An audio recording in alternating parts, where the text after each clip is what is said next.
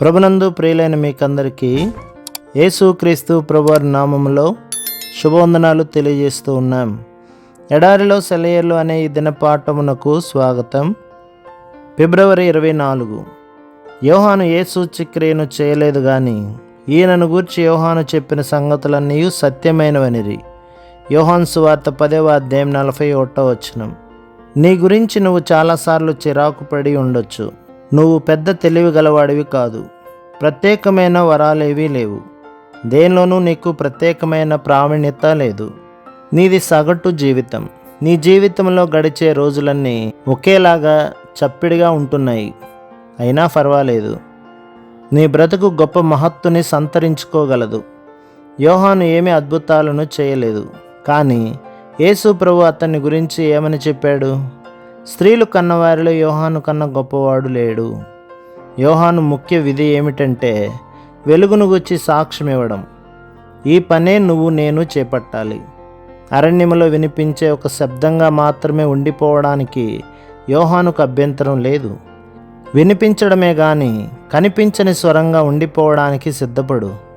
అద్దం వెనుక వేసిన రంగు బయటకు కనిపించదు కానీ అది సూర్య తేజాన్ని ప్రతిబింబిస్తుంది. సూర్యోదయం అవుతూ ఉండగా పిల్లగాలి వీచి తెల్లారుతోంది అంటూ ప్రకటించి తిరిగి చప్పబడిపోతుంది. అతి సాధారణమైన అల్పమైన పనుల్ని కూడా దేవుడు నిన్ను కనిపెట్టి చూస్తున్నాడన్నట్టుగా చెయ్యి. నీకు సరిపడని మనుషులతో నివసించవలసి వచ్చినప్పుడు వాళ్ళ ప్రేమను చూరగొనడానికి ప్రయత్నించు. విత్తనాలను చల్లుతున్న మనం, చిన్న చిన్న కాలువలను త్రవ్వుతున్న మనం, మనుషుల్లో క్రీస్తును గురించిన చిన్న చిన్న ఆలోచనలను నాటుతున్న మనం అనుకుంటున్న దానికంటే ఎక్కువ సేవే చేస్తున్నాము. మన ద్వారా కొంచెం సువార్త విన్నవాళ్ళు వాటిని ఒక దినాన తలుచుకుని ఇక్కడి దాకా రావడానికి మాకు మొట్టమొదటిసారిగా మార్గం చూపించినవి ఆ మాటలే అంటారు. ఇక మన విషయం అంటారా?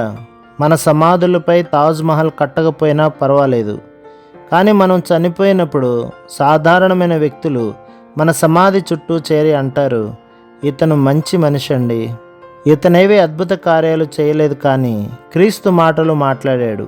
ఆ మాటలే నేను క్రీస్తుని తెలుసుకునేలా చేసినాయి. వసంతం పిలిచింది, రేగడి నేలలో దాగిన హరిత పత్రాలు వికసించాయి, ఆకుల కింద దాగిన పూలు తలలెత్తి కిలకలా నవ్వాయి. ఎన్నెన్ని అందాలు చందాలు, చేమంతులు గులాబీలు, కంటికి కనిపించని పుష్పాలు వెలుతురు పిలిచేసరికి ఆకుల్ని తొలగించి తొంగి చూశాయి. ఎందరెందరో చేశారు ఎన్నెన్నో పుణ్యకార్యాలు. ఆకుమాటున విరబూసే అందాలను అరసినంతనే ఆనందించేది ఎంతమంది? విరిగి నలిగి చితికిపోయిన గుండెల్లో విశ్వాస ప్రేమ పుష్పాలు పరలోకపు కాంతుల్ని విరజిమ్ముతూ ప్రేమ సరాగాలతో వికసించి ఆకుమాటున దాగి అందాలీనుతాయి. నీడల్లో చీకటి జాడల్లో, బీడుల్లో శ్రమల వాడల్లో పూసే పూలు వెదజల్లే విశ్వాస పరిమళం పరిశీలన కందని పరమ రహస్యం. మన మస్క కంటికి అందక ఉన్న అందాలెన్నో కాదా? పరలోకపు తోటమాలి దిగివచ్చి దాగిన అందాలను వెలికితీసి వెలిగిస్తే కనిపిస్తాయి. అజ్ఞాత వ్యక్తుల్లో నుంచి దేవుడు తన సేవకుల్ని ఎన్నుకుంటాడు. లూకా సువార్త 14వ అధ్యాయం 23వ వచనం. ప్రభు మిమ్మును మీ కుటుంబములను మీ సంఘములను దీవించి ఆశీర్వదించునుగాక. ఆమేన్.